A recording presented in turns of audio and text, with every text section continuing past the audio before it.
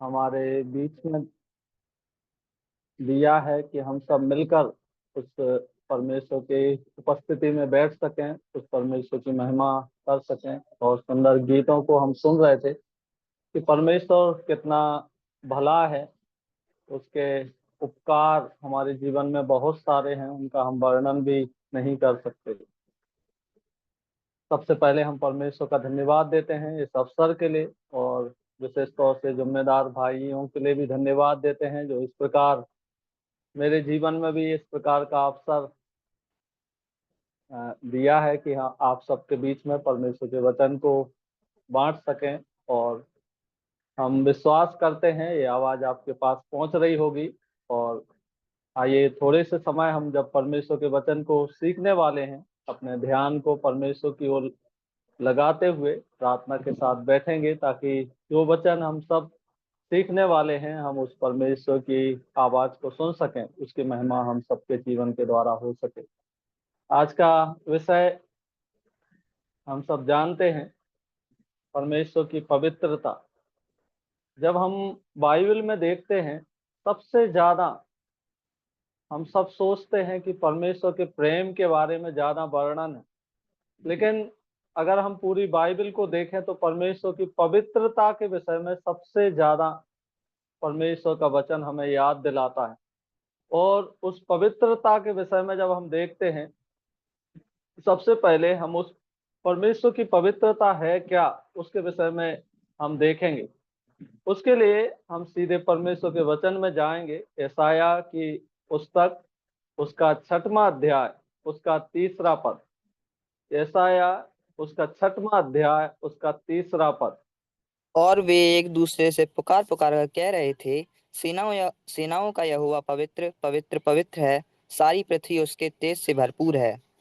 हाँ, यहाँ पर देखते हैं, यशायाह एक दर्शन देखते हैं जिसमें उस परमेश्वर की पवित्रता के विषय में यहाँ पर हम देख सकते हैं। यहाँ पर जो सराफिम है, उनके 6 पंख हैं, और 6 पंख में से 2 पंख से उड़ रहे हैं, 2 पंख से अपने चेहरे को ढांपे हुए हैं, मुंह को ढांपे हुए हैं, और 2 पंख से अपने पैरों को ढांप कर वो पुकार पुकार कर इस बात को बोल रहे हैं कि सेनाओं का यहोवा पवित्र पवित्र पवित्र है, और सारी पृथ्वी उसके तेज से भरपूर है।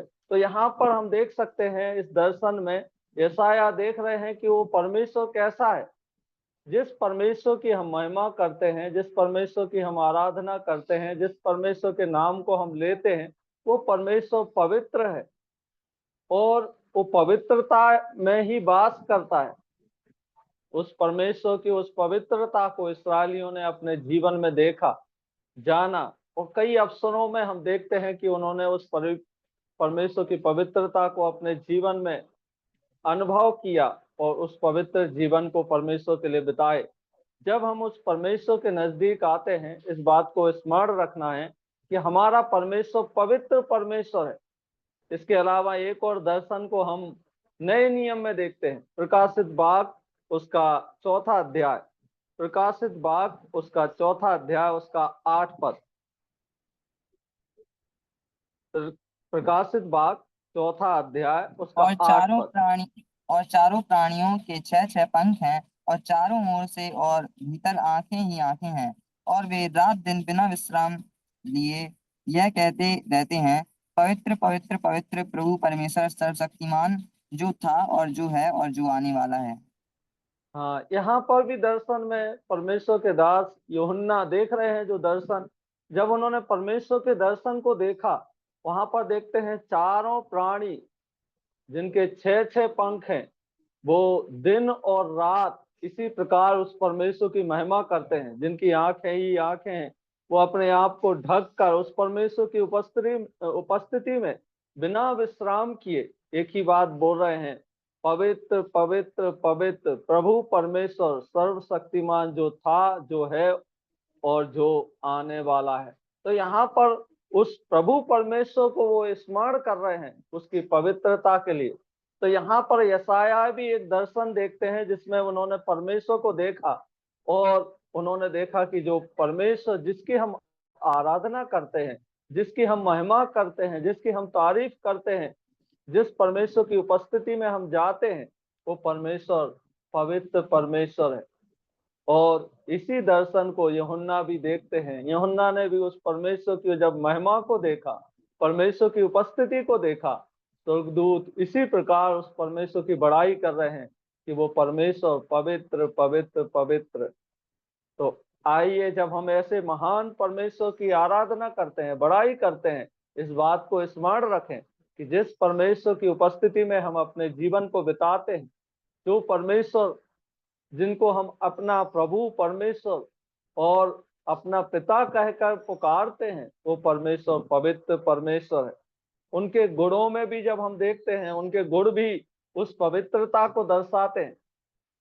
यूहन्ना की पहली पत्री, उसके पहले अध्याय, उसके 5 पद में उनकी नैतिकता के विषय में जब हम देखते हैं, उनके गुण को, वहां पर भी यूहन्ना इस बात को स्मरण दिलाते हैं। पहला यूहन्ना पहला अध्याय उसका 5 पद, वहां पर एक चीज से तुलना कर रहे हैं। पहला यूहन्ना पहला अध्याय उसका 5 पद। जो समाचार हमने उससे सुना और तुम्हें सुनाते हैं वह यह है कि परमेश्वर ज्योति है और उसमें कुछ भी अंधकार नहीं। हाँ, यहाँ पर बोल रहे हैं उसमें कुछ भी अंधकार नहीं, मतलब उसके अंदर पूर्ण रूप से शुद्धता है, उसमें कोई अंधकार नहीं है। वो ऐसी ज्योति है जिसमें कोई अंधकार नहीं। तो वो परमेश्वर के उस गुण को बता रहे हैं कि परमेश्वर बिल्कुल 100%, जैसे हम बोलते हैं 100% शुद्ध है, उसमें कोई भी अंधकार नहीं है। वो परमेश्वर बिल्कुल ज्योति है। तो जब हम उस परमेश्वर के नजदीक जाते हैं, हमारे अंधकार के जीवन को परमेश्वर जानता है, हमारी कमी को परमेश्वर जानता है। जब हम परमेश्वर के नजदीक जाते हैं, उस पवित्रता को स्मरण करना, हमारा प्रभु भययोग पवित्र परमेश्वर है, और उस पवित्रता में होकर हमें परमेश्वर के नजदीक जाना है। एक जगह और यशायाह उसका 55 अध्याय, यशायाह उसका 55 अध्याय उसके 8 और 9 पद में उसके विचारों में उस शुद्धता को हम देखते हैं। इस यशायाह 55 उसका 8 और 9। क्योंकि यहोवा कहता है, मेरे विचार और मेरा और तुम्हारे विचार एक समान नहीं है, ना तुम्हारी गति और मेरी गति एक सी है। क्योंकि मेरी और तुम्हारी गति में और मेरे और तुम्हारे सोच विचारों में आकाश और पृथ्वी का अंतर है। हाँ, यहाँ पर देखते हैं परमेश्वर के उन विचारों में भी श्रेष्ठता है। मनुष्य जो विचार करता है, सोचता है, उसमें भी कुछ ना कुछ वो मन में रख के सोचता है। किसी से बात करना है, किसी से कुछ कर रहे हैं, उसके पीछे कोई ना कोई कारण होता है। मनुष्य दूसरे के विषय में सोचता है, उसके पीछे अगर संसार के लोगों को देखा जाए तो वो किसी के विषय में सोचते हैं तो पहले ये सोचते हैं उससे हमें क्या फायदा है। विश्वासी लोग हालांकि ये नहीं सोचते हैं, हम आशा करते हैं और ये, लेकिन परमेश्वर के विषय में हम जब यहाँ देखते हैं, बाकी संसार के लोगों से जब तुलना करते हैं, यहाँ पर देखते हैं वो परमेश्वर के जो विचार हैं वो शुद्ध है। उसमें कोई ऐसे नहीं है कि हाँ कुछ मनुष्य के समान विचार हो। परमेश्वर के विचार और मनुष्य के विचारों के विषय में यशायाह क्या बोल रहे हैं? जमीन और आसमान का अंतर है, आकाश और पृथ्वी का अंतर है। तो उनके विचारों में भी शुद्धता है, पवित्रता है। तो परमेश्वर के जो विचार हैं, उनके गुणों को जो हम देखते हैं, उनके यहाँ पर यूहन्ना बोल रहे हैं वो ज्योति है जिसमें कोई अंधकार नहीं। और यहाँ पर देखते हैं हमने विचारों के विषय में, यशायाह बोलते हैं उन परमेश्वर के विचार और मनुष्य के विचार में जमीन और आसमान का अंतर है। जब परमेश्वर के विचार इतने पवित्र हैं, वो हमारे विषय में भी जो सोचता है, उसके विचार हमारे लिए भलाई के विचार हैं। कई जगह और भी यिर्मयाह 29 का 11 पढ़ते हैं, वहां पर भी देखते हैं परमेश्वर जो हमारे विषय में जो विचार करता है वो किस प्रकार के विचार करता है। हमारी भलाई के लिए सोचने वाला परमेश्वर है, हमारी भलाई के लिए विचार करने वाला परमेश्वर है। उस पद को पढ़ना चाहें तो पढ़ सकते हैं, 29 का 11। क्योंकि यहोवा की यह वाणी है कि जो कल्पनाएं मैं तुम्हारे विषय करता हूँ उन्हें मैं जानता हूँ, वे हानि की नहीं वरन कुशल ही की हैं, और अंत में तुम्हारी आशा पूरी करूंगा। हाँ, यहाँ पर यिर्मयाह इस बात को जानते हैं कि जो परमेश्वर की जो वाणी है वो क्या वाणी है।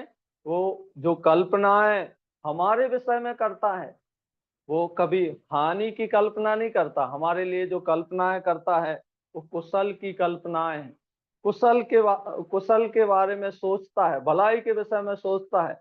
कई बार हम निराश हो जाते, हताश हो जाते, कोई हमारे विषय में सोचता नहीं है, कोई हमारे विषय में चिंता नहीं करता है, कोई हमसे प्यार नहीं करता है। एक परमेश्वर है जो आपके विषय में सोचने वाला है।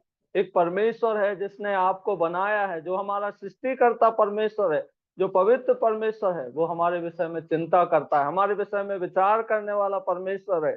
उसके अलावा भजनकार भी इस प्रकार बोलते हैं। भजन संहिता 145, भजन संहिता 145 उसका 17 पद। भजन 145 उसका 17 पद। यहाँ पर इस प्रकार पढ़ते हैं, यहोवा अपनी सब गति में धर्मी है और अपने सब कामों में करुणामय है। उसके गति भी, उसके सोच विचार और हर चीज में, हर काम में उस परमेश्वर धर्म के साथ काम करने वाला, करुणा के साथ काम करने वाला परमेश्वर है। उसकी गति में भी शुद्धता को हम देखते हैं। और जब हम इसराइलियों के जीवन में देखते हैं, इसराइली लोग किस प्रकार उस परमेश्वर की महिमा के विषय में जाने। निर्गमन की पुस्तक उसका 15 अध्याय, निर्गमन उसका 15 अध्याय और उसका 11 पद। निर्गमन 15 का 11। हे यहोवा, देवताओं में तेरे तुल्य कौन है? तू तो पवित्रता के कारण महाप्रतापी और अपनी स्तुति करने वालों के भय के योग्य है और आश्चर्य कर्मों का करता है। हाँ, तो यहाँ पर देखते हैं उनके गुणों में भी श्रेष्ठता है। वो महाप्रतापी, यहाँ पर इस्राएली लोग जब उस परमेश्वर के उस महान छुटकारे को देखते हैं, जो लाल समुद्र को दो भाग करके परमेश्वर ने उनको निकाला, उन्होंने देखा हमारा परमेश्वर यहोवा के तुल्य कोई नहीं है। वो कोई भी उसके समान, किसी से उसकी तुलना नहीं कर सकते। तो पवित्रता के कारण महाप्रतापी है। तो परमेश्वर की उस पवित्रता के विषय में हम स्मरण कर रहे हैं, उनके गुणों में, उनके कार्यों में, उनके विचार में। जिस प्रकार ज्योति जिसमें कोई अंधकार नहीं, ऐसी शुद्धता को यूहन्ना ने देखा, जाना अपने जीवन में। उसके बारे में, परमेश्वर के बारे में वो बता रहे हैं। तो इनके जो गुण हैं, परमेश्वर के जो गुण हैं, एट्रीब्यूट ऑफ गॉड्स होलीनेस, जो हम यहाँ पर देखते हैं, परमेश्वर के उन गुणों में भी शुद्धता है, पवित्रता है, विचारों में पवित्रता है, कार्यों में पवित्रता है। और वो मनुष्य के लिए जो उनकी स्तुति करते हैं, उनके लिए भय के योग्य परमेश्वर है। और जब हम उस परमेश्वर के नजदीक आते हैं, भय और भक्ति के साथ उस परमेश्वर के नजदीक आना है। तो जो हमने पहली बात देखा उस परमेश्वर की पवित्रता के विषय में, वो कैसी पवित्रता परमेश्वर की है, वो यशायाह ने और यूहन्ना ने उस पवित्रता को देखा, जो सराफिम अपने आप को ढके हुए उस परमेश्वर को पवित्र पवित्र पवित्र कहते हुए उस परमेश्वर की महिमा कर रहे हैं। दूसरा हमने देखा उनके गुणों में पवित्रता। तीसरी बात, उनके कार्यों में पवित्रता। उनके कार्यों को जब हम देखते हैं, परमेश्वर के कार्य बिल्कुल अलग हैं। अगर हम परमेश्वर के कार्यों को देखें, उनमें भी एक अलगाव को हम देख सकते हैं। जब हम उत्पत्ति की किताब में आते हैं, उत्पत्ति जो सृष्टि की रचना को जब हम देखते हैं, उसके पहले अध्याय के 31 पद को जब हम पढ़ते हैं, वहां पर परमेश्वर ने जो कुछ बनाया, वहां पर हम देखते हैं परमेश्वर के एक अलगाव को सृष्टि में। पहला अध्याय उसका 31 पद। तब परमेश्वर ने जो कुछ बनाया था सबको देखा, तो क्या देखा कि वह बहुत ही अच्छा है। तथा सांझ हुई और फिर भोर हुआ, इस प्रकार छठवां दिन हो गया। हाँ, तो परमेश्वर के कार्यों में, सृष्टि में हम देखते हैं परमेश्वर ने जो कुछ बनाया, वो सब कुछ बहुत ही अच्छा बनाया। परमेश्वर स्वयं यहाँ गवाही दे रहे हैं। इस उत्पत्ति के अगर आप पहले अध्याय को देखेंगे, 7 बार इस प्रकार के परमेश्वर देखकर उसकी गवाही देते हैं। 7वीं बार जो यहाँ पर हम पढ़ते हैं वह बहुत ही अच्छा है। बाकी 6 बार जगह जब आप इसको पढ़ेंगे, 6 बार लिखा अच्छा है। परमेश्वर ने उजियालों को बनाया, परमेश्वर ने देखा अच्छा है। पहले अध्याय के 4 पद में आप देख सकते हैं। उसके अलावा 10 पद में परमेश्वर ने जब जल को एक जगह इकट्ठा किया, सूखी भूमि दिखाई दी समुद्र को, उसको भी देखकर परमेश्वर 10वें पद में देखा और कहा अच्छा है। उसके बाद हम आगे बढ़ते हैं 12वें पद में। वहां पर परमेश्वर ने छोटे छोटे पेड़ पौधे सब कुछ इस पृथ्वी पर बनाए और आखिरी में परमेश्वर ने देखा अच्छा है। फिर उसके आगे बढ़ते हैं जब 18 पद में परमेश्वर ने सूरज चांद तारों को बनाया और उसके बाद परमेश्वर ने देखा अच्छा है। और इसके अलावा आगे जब हम 21 पद में पढ़ते हैं, वहां पर भी परमेश्वर ने उनको उड़ने वाले पक्षियों को बनाया। और इस सृष्टि के ऊपर जब हम देखते हैं परमेश्वर ने जो कुछ भी बनाया देखा सब कुछ अच्छा है। उसके अलावा 25 पद में हम देखते हैं चौपायों को जीवधारों को उनको बनाया, परमेश्वर ने देखा अच्छा है। तो इस प्रकार परमेश्वर इस सृष्टि में बार बार जो कुछ भी परमेश्वर ने बनाया देखा अच्छा है। और जब परमेश्वर ने सब कुछ बना चुका, 31 पद में देखते हैं, और परमेश्वर ने देखा जो कुछ भी बनाया उसमें देखा वह बहुत ही अच्छा है। तो परमेश्वर के कार्यों में कोई कमी नहीं है। इसका मतलब परमेश्वर के जो कार्य हैं वो पवित्र कार्य हैं, शुद्ध कार्य हैं, उसमें कोई मिलावट नहीं है। परमेश्वर जो कुछ भी बनाता है वो सब अच्छा है। उसके अलावा न्याय में भी परमेश्वर की उस पवित्रता को देखते हैं। जब लेव व्यवस्था में पढ़ते हैं, लेव व्यवस्था उसका 10वां अध्याय, लेव व्यवस्था उसका 10वां अध्याय उसका 1 से 3 पद। तब लेव नादाब और व्यवस्था। अबी तब नादाब और अबीहू नामक हारून के दो पुत्र ने अपना अपना धूपदान लिया और उनमें आग भरी और उसमें धूप डालकर उस अनुचित आग को, जिसकी आज्ञा यहोवा ने नहीं दी थी, यहोवा के सम्मुख अर्पित किया। तब यहोवा ने सम्मुख से आग निकली और उन दोनों को भस्म कर दिया और वे यहोवा के सामने मर गए। तब मूसा ने हारून से कहा, यह वही बात है जिसे यहोवा ने कहा था कि जो मेरे समीप आए अवश्य है कि वह मुझे पवित्र जाने और सारी जनता के सामने मेरी महिमा करे। और हारून चुप रहा। तो यहाँ पर हम देखते हैं परमेश्वर का न्याय। जब यहाँ पर देखते हैं हारून के 2 पुत्र जब परमेश्वर के सामने आराधना करने के लिए जा रहे हैं या परमेश्वर के उस वेदी के पास वो धूप दान लेकर जा रहे हैं, वो लोग वो काम कर रहे हैं जो परमेश्वर ने आज्ञा नहीं दी, परमेश्वर के विरुद्ध होकर परमेश्वर के नजदीक जा रहे हैं। यहाँ पर एक बहुत ही गंभीर बात हमारे लिए है। जब हम परमेश्वर की उपस्थिति में जाते हैं, हमें अपने आप को जांचना है, हमें अपने आप को परखना है। क्या हम उस जीवन को बिता रहे हैं जिसकी परमेश्वर हमारे जीवन से मांग करते हैं? परमेश्वर हमारे जीवन से जो चाहते हैं, हमारा जीवन कैसा है? एक डर, भय उस परमेश्वर के नजदीक हमारे जीवन में होना चाहिए।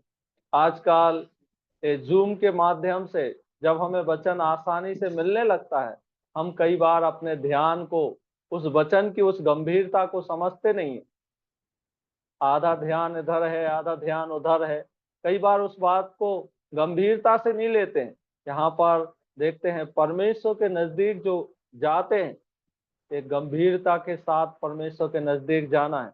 और आगे चल के क्या हुआ, वो जो धूप दान लेकर परमेश्वर के नजदीक आए, वहां पर परमेश्वर के नजदीक से आग निकली और उनको भस्म कर दिया। और यहाँ पर जो मूसा हारून से जब बात करते हैं, एक बात यहाँ पर समझा रहे हैं। 3 पद को एक बार ध्यान से सुनेंगे, पढ़ेंगे। यहाँ पर देखते हैं, तब मूसा ने हारून से कहा, यह वही बात है जिसे यहोवा ने कहा था कि जो मेरे समीप आए अवश्य है कि मुझे पवित्र जाने और सारी जनता के सामने मेरी महिमा करे। तो यहाँ पर परमेश्वर की उस वाणी को और परमेश्वर की उस पवित्रता को मूसा हारून को याद दिला रहे हैं कि जो परमेश्वर के नजदीक जाता है, जो परमेश्वर के नजदीक बैठते हैं, जो परमेश्वर की आराधना करते हैं, वो इस बात को गंभीरता के साथ लेना है कि जिस परमेश्वर की हम आराधना कर रहे हैं वो परमेश्वर पवित्र परमेश्वर है। वो भस्म करने वाली आग है। इब्रानियों की पत्री में हम देखते हैं, वहां पर साफ रूप से इस बात को पढ़ सकते हैं। तो यहाँ पर वो परमेश्वर के प्रकोप को हारून के दोनों पुत्रों के ऊपर आते हुए देखते हैं। इसलिए उस परमेश्वर के न्याय के सामने कोई भी ठहर नहीं सकता। इसलिए ये हमारे लिए भी एक बहुत बड़ी कड़ी चेतावनी के रूप में हम देख सकते हैं। तो परमेश्वर के कार्यों में जो सृष्टि की उसमें पवित्रता को देखते हैं, न्याय में पवित्रता को देखते हैं, और एक जगह और हम पवित्रता को उसके कार्य में देखते हैं, वो है छुटकारे में। परमेश्वर ने जो हमें छुटकारा दिया है, जो हमें उद्धार दिया है, उसमें उसके न्याय में भी हम पवित्रता को देखते हैं। रोमियो की पत्री उसका तीसरा अध्याय, रोमियो की पत्री उसका तीसरा अध्याय, उसका 25 और 26 पद। रोमियो की पत्री तीसरा अध्याय उसका 25 और 26 पद। उसे परमेश्वर ने उसके लहू के कारण एक ऐसा प्रायश्चित ठहराया जो विश्वास करने से कार्यकारी होता है, कि जो पाप पहले किए गए और जिन पर परमेश्वर ने अपनी सहनशीलता से ध्यान नहीं दिया, उनके विषय में वह अपनी धार्मिकता प्रकट करे, वरन इसी समय उसकी धार्मिकता प्रकट हो, कि जिससे वह आप ही धर्मी ठहरे और जो यीशु पर विश्वास करे उसका भी धर्मी ठहराने वाला हो। हाँ, यहाँ पर देखते हैं परमेश्वर ने जो पहले क्या हुआ, जो पहले काम किए उसके विषय में परमेश्वर ने आनाकानी की। मतलब यहाँ पर देखते हैं नजरअंदाज किया परमेश्वर ने उन सब अपनी सहनशीलता के कारण उसके विषय में नजरअंदाज किया। लेकिन परमेश्वर ने अपनी धार्मिकता को क्या किया, एक प्रायश्चित के द्वारा उस न्याय को, उस पवित्रता को यीशु मसीह के द्वारा प्रकट किया कि जो गुनाह हमने किए थे, जो पाप हमने किए थे, जिसके कारण हम परमेश्वर के नजदीक नहीं जा सकते थे, परमेश्वर ने अपने पुत्र के ऊपर उस न्याय को, उस क्रोध को, उस उस परमेश्वर के जो परिपूर्ण पवित्रता को न्याय के रूप में यहाँ पर देखते हैं कि जो अपराध हमने किए थे उसकी सजा को प्रभु यीशु मसीह ने सहा। उनके द्वारा हमें ये सौभाग्य मिला है कि हम उस परमेश्वर के नजदीक जाने के योग्य बने हैं, प्रभु के नजदीक जाने के योग्य ठहरे हैं। उन्होंने हमें धर्मी घोषित कर दिया। रोमियो की पत्री में हम जानते हैं प्रभु के उस धार्मिकता के विषय में, कैसे परमेश्वर ने हमें धर्मी ठहराया, कैसे परमेश्वर ने उसके पीछे एक बहुत बड़ी कीमत को हमारे लिए चुका दिया। तो यहाँ पर परमेश्वर ने हमें घोषित कर दिया, हम आज भी धर्मी नहीं है, हमारे अंदर बहुत सारी कमी है, पाप है, लेकिन प्रभु यीशु मसीह में होकर परमेश्वर ने हमें धर्मी घोषित किया है। तो उस उपकार को हमें कभी भूलना नहीं है। उस परमेश्वर के नजदीक जब हम जाते हैं उसी बात को हम आराधना में स्मरण करते हैं। जब हम बपतिस्मा लेते हैं उसी बात को स्मरण करते हैं। हमारे कारण जो प्रभु यीशु मसीह ने सहा है, वो हमारे लिए मरा गाड़ा गया, हमारे लिए जी उठा, उसी में हम पवित्र उस बपतिस्मे में सहभागी होते हैं। उसके बाद जो प्रभु भोज में से भाग लेते हैं, हम स्मरण करते हैं प्रभु की देह जो हमारे कारण तोड़ी गई, उसका एक एक बूंद जो निर्दोष निष्कलंक हमारे लिए बहाया गया, जिसके द्वारा हम परमेश्वर के नजदीक जाने के योग हुए। तो यहाँ पर हम देखते हैं उस छुटकारे में परमेश्वर के न्याय को, उसकी पवित्रता को, कि परमेश्वर जो सृष्टि है उसमें भी परमेश्वर की धार्मिकता को हमने देखा, उसके न्याय में परमेश्वर की धार्मिकता को देखा, उद्धार में परमेश्वर की धार्मिकता को देखा। वो पवित्र है, वो उसकी पवित्रता को हम इन सब में देख सकते हैं। वो परमेश्वर जो धर्मी है, पवित्र है, उसने इन सब में अपनी शुद्धता को बरकरार रखा। उसके अलावा मानव जाति से परमेश्वर कुछ उम्मीद रखता है। उन लोगों के विषय में जिन्होंने इस सच्चाई को जाना है, उनके विषय में क्या पढ़ते हैं? लेव व्यवस्था उसका 19 अध्याय, लेव व्यवस्था उसका 19 अध्याय उसका 2 पद, लेव व्यवस्था उसका 19 अध्याय उसका 2 पद। इसराइलियों की सारी मंडली से कह कि तुम पवित्र बने रहो, क्योंकि मैं तुम्हारा परमेश्वर यहोवा पवित्र हूँ। हाँ, इसराइलियों से परमेश्वर बोल रहे हैं। क्या बोल रहे हैं? मूसा से परमेश्वर बोलते हैं, यहोवा ने मूसा से कहा, इसराइलियों की सारी मंडली से कहे कि तुम पवित्र बने रहो, क्योंकि मैं तुम्हारा परमेश्वर यहोवा पवित्र हूँ। तो यहाँ पर परमेश्वर स्वयं हमारे जीवन से चाहते हैं। यहाँ इसराइलियों के विषय में विशेष तौर से लिखा है। नए नियम में हमारे लिए भी लिखा है, केवल इसराइलियों के लिए नहीं लिखा। नए नियम में जब आते हैं, पतरस इस बात को याद दिलाते हैं। पहला पतरस उसका पहला अध्याय उसका 15 और 16 पद। पहला पतरस पहला अध्याय उसका 15 और 16 पद।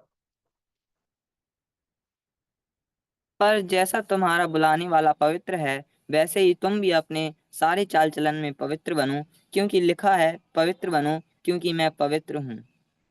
हाँ, तो यहाँ पर पतरस इस बात को याद दिला रहे हैं कि परमेश्वर के विषय में लिखा है कि वह पवित्र है, और वो हमारे जीवन से क्या चाहता है। यहाँ पर 15 पद में हमने पढ़ा, पर जैसा तुम्हारा बुलाने वाला पवित्र है, वैसे ही तुम भी अपनी सारी चाल चलन में पवित्र बनो। एक चीज में नहीं, सारी चाल चलन में, जीवन की हर एक चीज में परमेश्वर चाहता है हम पवित्र बने। हमारे रिश्ते में हो, हमारे कोई भी ऐसी जिम्मेदारी जो परमेश्वर ने हमने हमें दी है, उन सब में हम पवित्रता के साथ अपने जीवन को बिताएं, ताकि हमारी गवाही दूसरे के सामने हो। और इसके अलावा कुछ और जगह इस प्रकार के, जब उन्होंने उस पवित्रता को जाना, वो किस प्रकार अपने आप को प्रकट किए।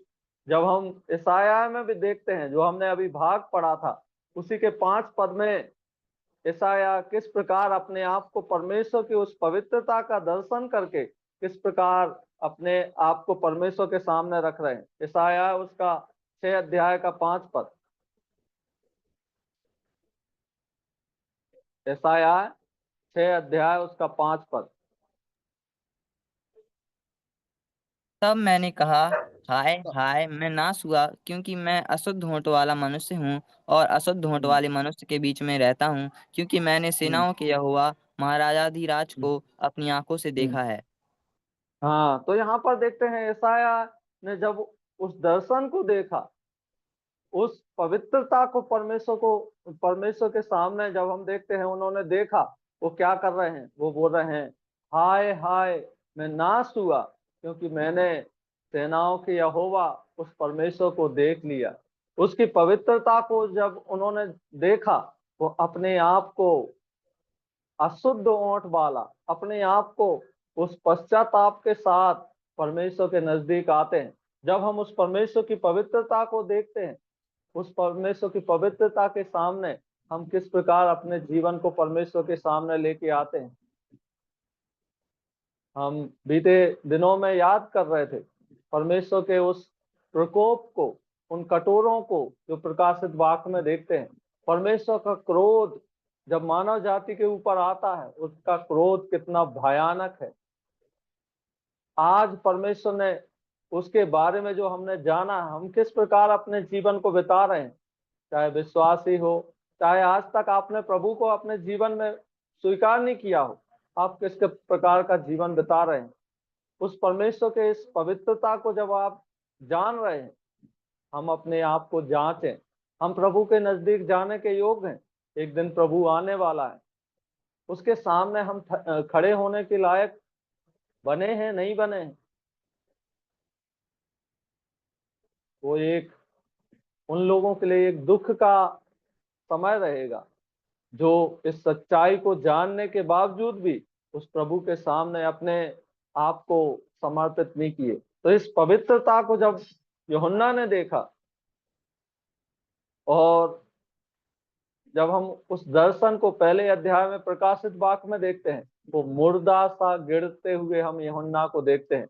यहाँ पर यशायाह को देखते हैं, वो प्रभु के सामने, परमेश्वर के सामने अपने आप को हाय हाय बोलते हुए कहा, मैं नाश हुआ क्योंकि मैं अशुद्ध होंठ वाला मनुष्य हूँ, अशुद्ध होंठ वाले मनुष्यों के बीच में रहता हूँ, क्योंकि मैंने सेनाओं के यहोवा महाराजाधिराज को अपनी आंखों से देखा है।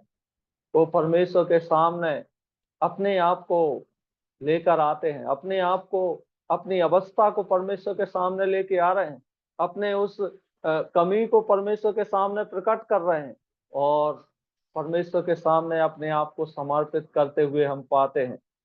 एक जगह और मूसा जब झाड़ी में परमेश्वर के दर्शन को देखा, वो किस प्रकार वहां पर परमेश्वर की आवाज को सुनते हैं।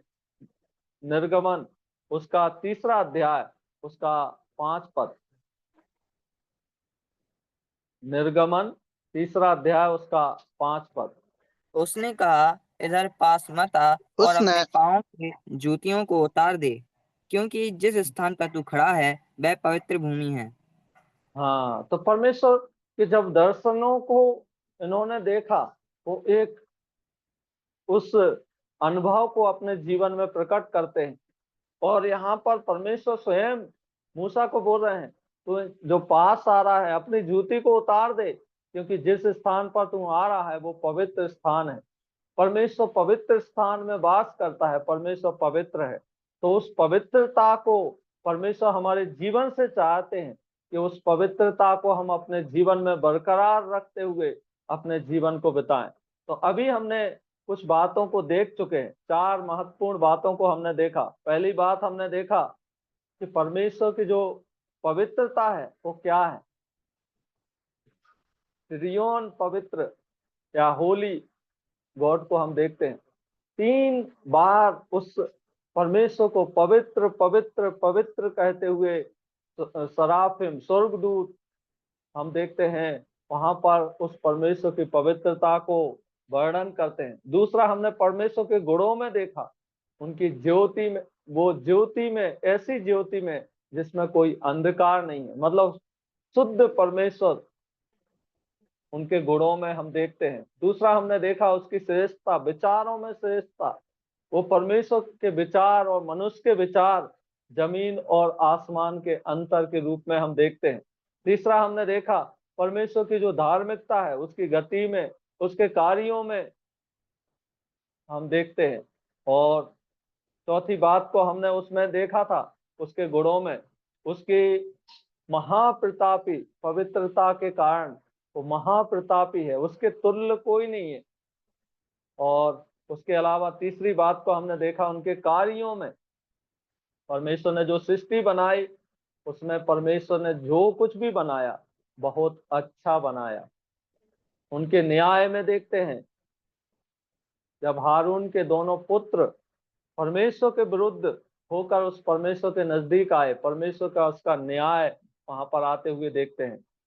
उसके अलावा हमने देखा कि परमेश्वर के उद्धार में उस पवित्रता को, परमेश्वर ने जो उद्धार हमें दिया अपने न्याय को वहां पर ऐसे नहीं किया, उसके पीछे एक बहुत बड़ी कीमत को परमेश्वर ने चुकाया। उस कीमत को जब हम देखते हैं यीशु मसीह के द्वारा, यीशु मसीह के विषय में जब हम इब्रानियों की पत्री में पढ़ते हैं, इब्रानियों की पत्री उसका 4 अध्याय, इब्रानियों की पत्री उसका 4 अध्याय उसका 15 पद, इब्रानियों की पत्री उसका 4 अध्याय उसका 15 पद। क्योंकि हमारा ऐसा महायाजक नहीं जो हमारी निर्बलताओं में हमारे साथ दुखी ना हो सके, वरन वह सब बातों में हमारे समान परखा तो गया, तो भी निष्पाप निकला।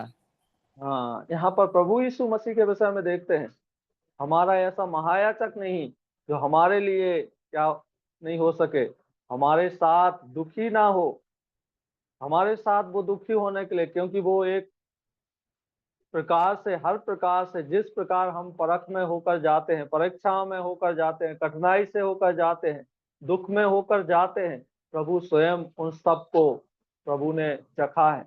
इसलिए वो हमारी उस निर्बलता को जानता है, वो हमारे साथ होने के लिए तैयार एक महायाजक के रूप में जो परमेश्वर की ओर से हमारे लिए प्रबंध किए गए, उनको हम देखते हैं। और यहाँ पर देखते हैं वो सब बातों में परखे के तो गए तो भी निष्पाप निकले, उनके अंदर कोई ऐसी कमी, ऐसे कोई दोष नहीं था। प्रभु यीशु मसीह सारी बातों में निष्पाप, उनके सोच में, उनके विचारों में, उनके कार्यों में यीशु मसीह को हम देखते हैं वो हर प्रकार से 100% पवित्र प्रभु के रूप में हम देखते हैं। और वो प्रभु हमारे लिए भी एक सहायक है, एक मददगार है।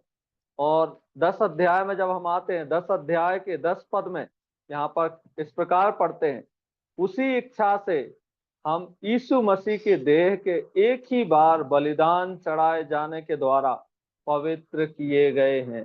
तो यहाँ पर हम देखते हैं हमारी कोई योग्यता नहीं, कोई हमारी लायकता नहीं, कोई हमारे भले के काम नहीं। हमें जो छुटकारा मिला है, जो उद्धार मिला है, परमेश्वर के अनुग्रह से मिला है। और हमारे लिए एक बार परमेश्वर ने अपने पुत्र के द्वारा, जो प्रभु यीशु मसीह, हमारे लिए एक बार बलिदान चढ़ा दिया और हमें पवित्र बना दिया। हम पवित्र उसके द्वारा किए गए। जब हम उस परमेश्वर के नजदीक आते हैं, हम धन्यवादी होकर, आभारी होकर उस परमेश्वर की महिमा करें, उसकी जय जयकार करें, उसकी बड़ाई करें, उसकी तारीफ करें। अभी इस पवित्रता को हम कैसे अपने जीवन में लागू कर सकते, उसके विषय में कुछ बातों को हम परमेश्वर के वचन से देखेंगे।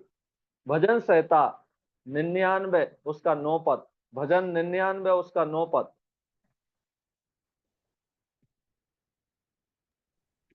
हमारे भजन परमेश्वर यहोवा को सराहो और उसके पवित्र पर्वत पर दंडवत करो, क्योंकि हमारा परमेश्वर यहोवा पवित्र है।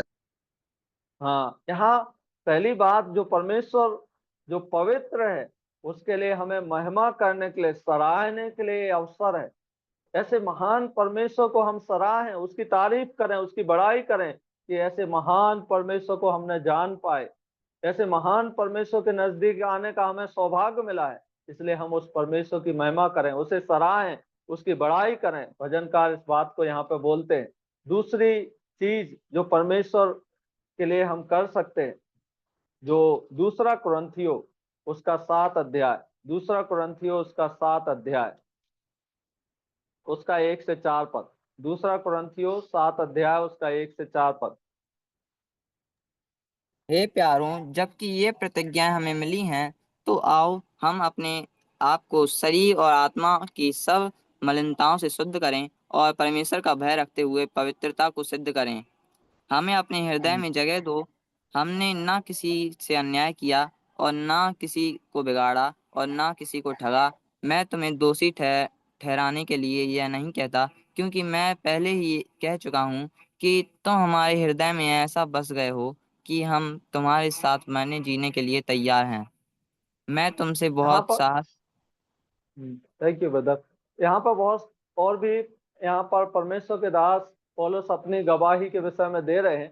लेकिन हम शुरुआती पद में जब हम पढ़ते हैं, यहाँ पे कैसे पढ़ते हैं कि हे प्यारो, जबकि ये प्रतिज्ञाएं हमें मिली हैं, तो आओ हम अपने आप को शरीर और आत्मा की सब मलिनता से शुद्ध करें और परमेश्वर का भय रखते हुए पवित्रता को सिद्ध करें।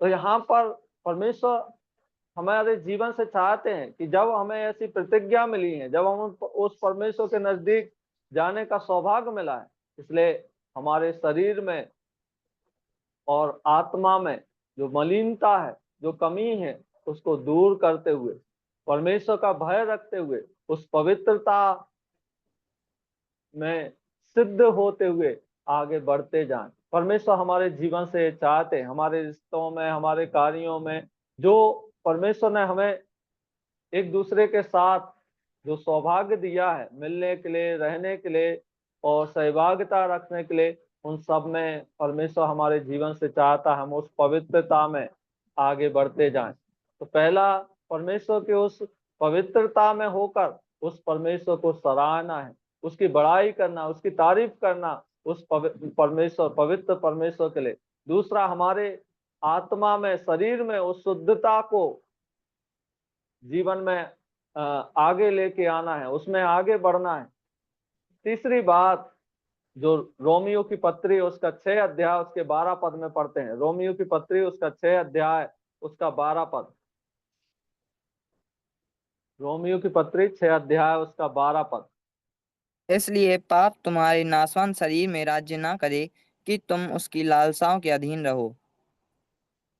हाँ, यहाँ पर रोमियो की पत्री में जब हम पढ़ते हैं, परमेश्वर के दास पौलुस इस बात को याद दिला रहे हैं कि पाप तुम्हारे नाशवान शरीर में, नाशवर मरणहार उस शरीर में क्या हो, राज्य ना करे कि तुम उसकी लालसाओं के अधीन हो। तो उन अधीनता, जो हमारे जीवन में जो पाप की अधीनता है, उससे छूटने के लिए, दिन प्रतिदिन उससे दूर होने के लिए परमेश्वर हमारे जीवन से चाहते हैं। तो परमेश्वर ने जो हमें चाहा है कि हम उस पवित्रता में आगे बढ़ते जाएं और उन अभिलाषाओं से, उन पापों से अपने आप को अलग करते हुए आगे बढ़ें। यीशु मसीह स्वयं इस दुनिया में हमारे व्यवहार में, हमारे वचनों में किस प्रकार पवित्र होना है, उसके विषय में भी हम पढ़ते हैं। मत्ती रचित सुसमाचार 5:37, मत्ती 5:37, मत्ती 5:37। परंतु तुम्हारी बात हाँ की हाँ या नहीं की नहीं हो, क्योंकि जो कुछ इससे अधिक होता है वह बुराई से होता है।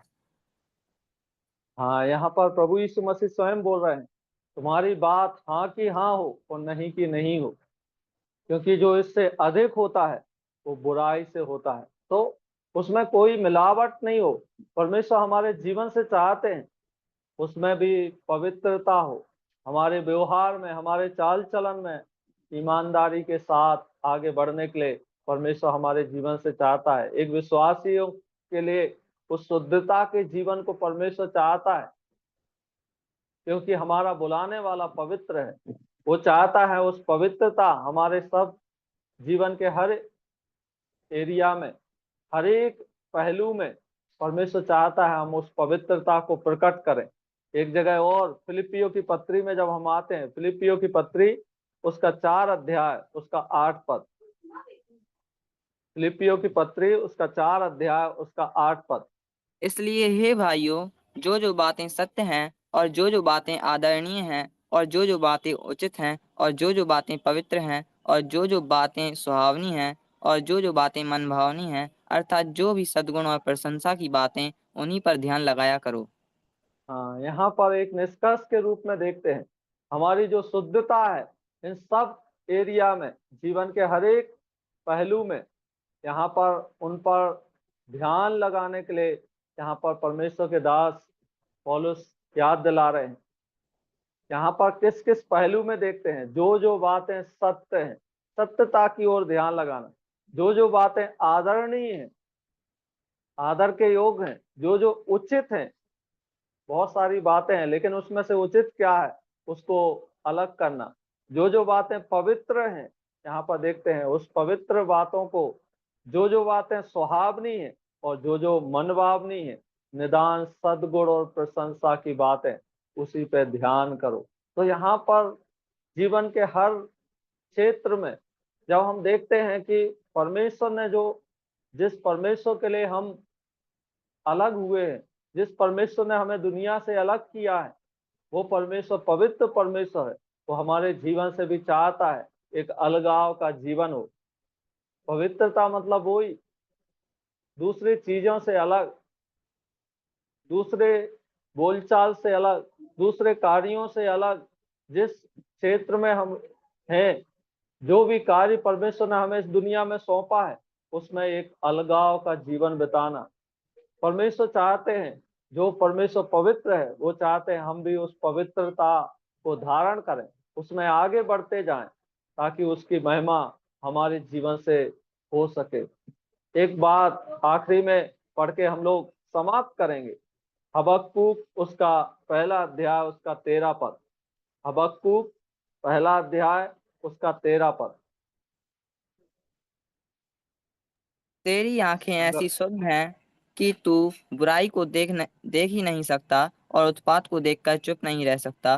फिर तू विश्वासघातियों को क्यों देखता रहता, और जब दुष्ट निर्दोष को निगल जाता है तब तू क्यों चुप रहता है।